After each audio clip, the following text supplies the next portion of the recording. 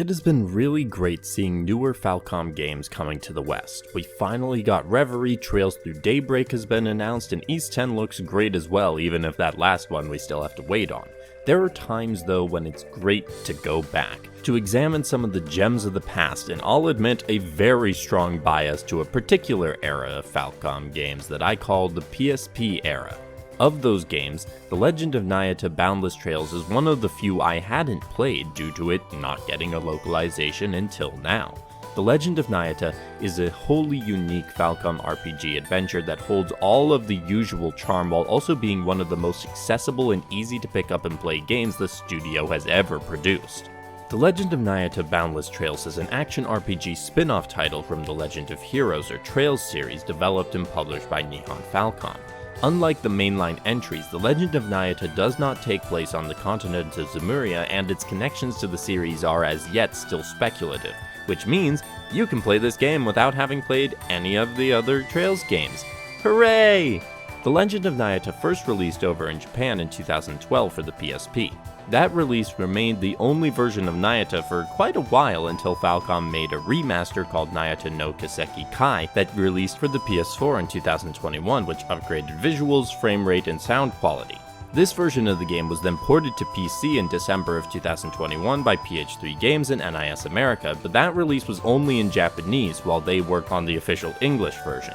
In 2022, Falcom released their own Switch port called Nayuta no Kiseki Ad Astra, featuring the same remastered improvements. With all this, there still was no official Western release for Nayuta, but it was on its way as we knew from the big announcement that revealed the Crossbell games and Reverie. Finally, the time came after Zero, Azure, and Reverie had released for Nayuta to take his turn in the spotlight.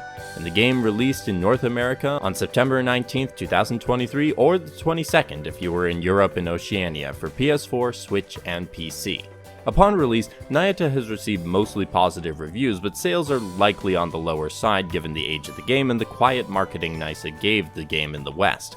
I'd love to be proven wrong though, because this game is a really fun ride. The game starts with our protagonist Nayuta Herschel returning to Remnant Isle for the summer along with his best friend Signa. He's very excited to see his friends and sister again, and Nayuta and Signa even get their old handyman business back to help out the people of the town. One of the unique features of Remnant Isle, though, is the occasional falling of ruins from up on high. In one of those ruins, Nayuta finds a fairy by the name of Noi, who is trying to protect a gear from a man named Zext. Unfortunately, Zext shows up and takes the gear from Noi, who after regaining consciousness flies back to try and stop him. Nayuta follows her and ends up in an entirely different world, the fabled Lost Heaven. The land of Lost Heaven is split into different continents, and all of them are out of whack due to Zex taking the gears and turning off their star energy. In order to help Noi set things right, Nayuta will need to explore through levels, defeating enemies and collecting treasure in order to make his way to the temples and restore the normal season to the continent.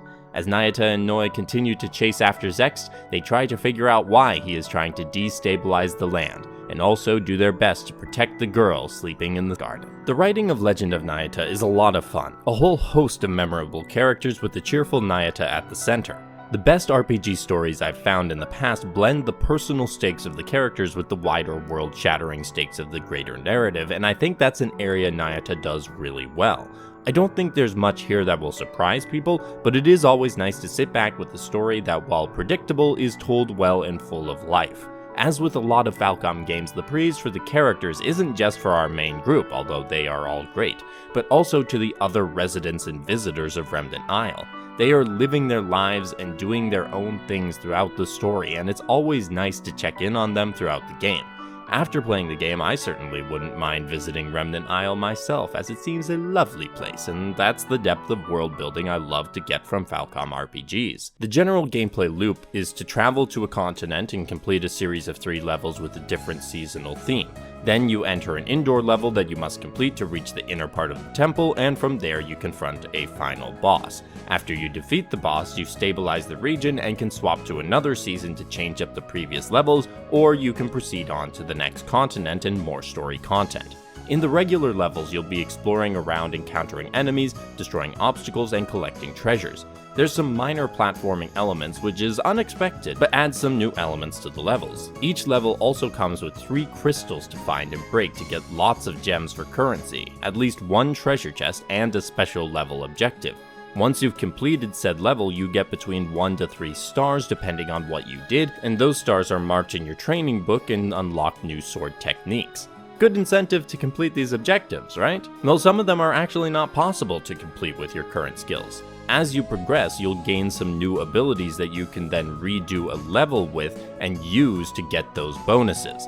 In that way, Nayuta borrows from the Metroidvania model, but the levels are pretty easy to complete, usually taking between 3 to 5 minutes to beat at a typical pace. That makes the game really easy to just jump in and play in short bursts. Then you have the level alterations when you change seasons in the region, new challenges, new treasures, and new enemies. I loved the level variety, and I was even fine redoing levels frequently to make sure I got as many stars and items as I wanted, and the game never made it tedious. As for combat, you have a sword, either a one-handed sword that's quick to swing but usually has lower damage than the two-handed sword, which is bigger and slower.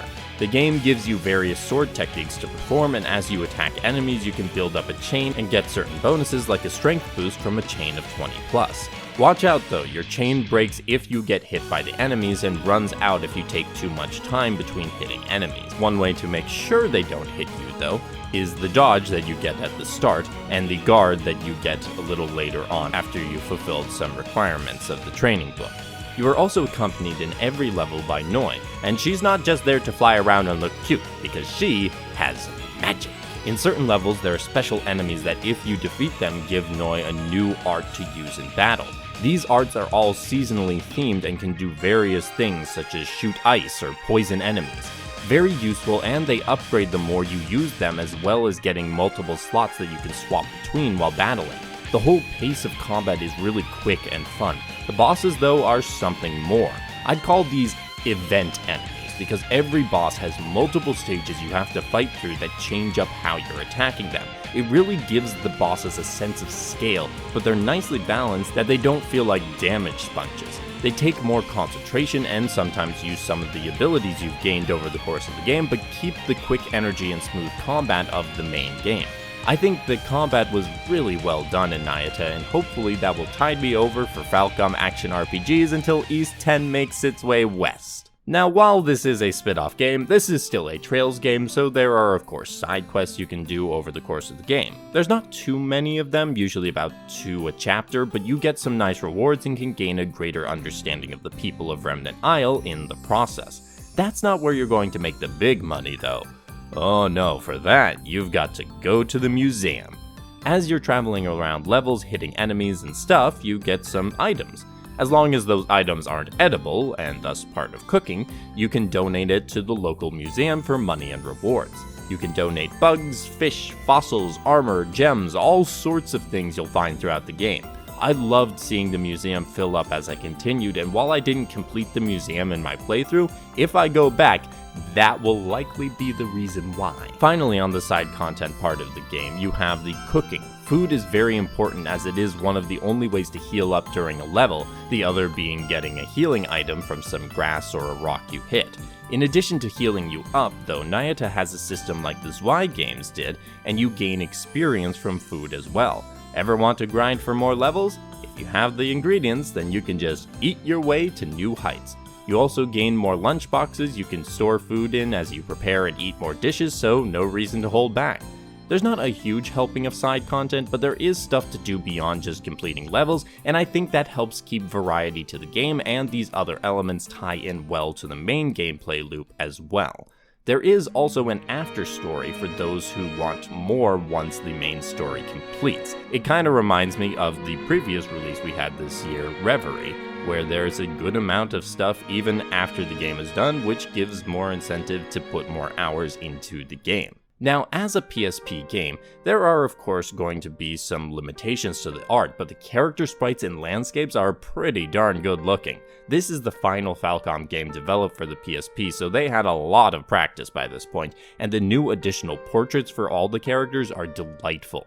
The only thing that hasn't been upgraded and shines like new is the animated cutscenes, which are unfortunately very pixelated, at least on my PC's screen. The music of the game is also a lot of fun. This is again an era of Falcom music that I absolutely adored, and I think Nayuta has a nice, unique sound. The Remnant Isle themes are both peaceful and lively, the level and boss themes are suitably exciting, and the story themes cover the range of emotions expertly. We also have English voice acting as well as the original Japanese for those interested. The cast does a great job with most of the actors not having been in previous Falcom projects, with one notable exception. Fantastic job all around, especially since that was the most surprising part of the localization for me. One detail I absolutely adored about the way the game gave information is how clear and unobtrusive it was. Whenever you had a new quest waiting, a sword upgrade, or a donation to the museum event available, the game would show a symbol in a box in the bottom left corner. That's absolutely perfect. Nothing interrupting my game flow, just a quick reminder and off I go. In fact, the overall user experience is fantastic. The transitions between scenes are so quick, there's a single menu you can go to that allows you to quick travel at pretty much any time, as well as eat your food and adjust equipment. About the only thing I would criticize on the user experience was that Nayuta's base running speed is rather slow, but even that is mollified by turbo mode, although turbo mode for Nayuta may in fact be too fast. Nayuta looks great for its age, sounds even better, and plays like a dream. The Legend of Nayuta Boundless Trails is a game I wasn't sure I was ever going to get the chance to play, but I'm so glad I did. Those I knew who had played it before described it as a hidden gem in the Falcom lineup, and they are exactly right. I even see some of the ideas they used in Nayuta that came from previous games, and also how some of Nayuta's ideas were adapted for later games. I love that glimpse into a developer's history via one of their games, and Nayuta is a worthwhile and accessible experience to veterans of RPGs and Falcom's work, and newbies of both alike. Thank you to NIS America for the code. If you enjoyed this video, please give it a like as we try to spread the good word of the Legend of Nayuta, because unfortunately there wasn't much marketing for the game. Comment below if you've played Nayuta, and if you have, what did you think? Subscribe to keep up with the channel as we try to deal with our longest wait between Western Falcom releases since East 9 to Trails from Zero, and I hope to see you all in the next video. Have a great day, and happy gaming! Bye.